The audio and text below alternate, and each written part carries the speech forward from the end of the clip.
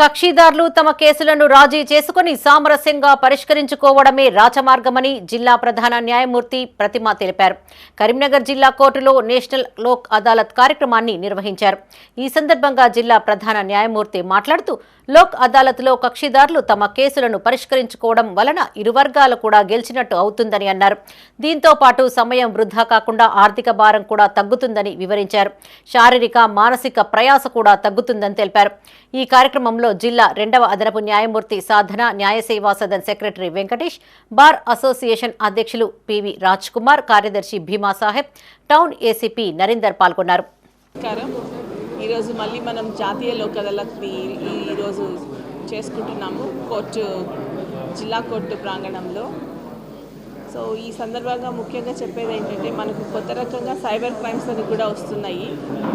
So ఈ cyber క్రైమ్స్లో ఇప్పటి వరకు 3 లోక్ అదాలత్లలో మనము ఒక 300 కేసులు సెటిల్ చేశాము సైబర్ క్రైమ్స్వి. దాంట్లో మొత్తం అమౌంట్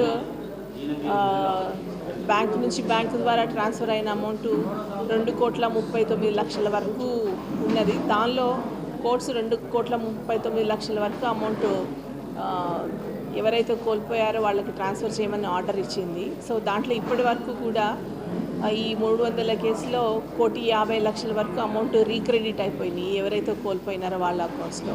సో ఇది లోక్ అదాలత్లో చాలా త్వరితగతిన సెటిల్ అవుతున్నాయి ఈ కేసెస్. అవే కాకుండా రెగ్యులర్ ఐపీసీ అఫెన్సెస్ అవి కూడా సెటిల్ అవుతున్నాయి.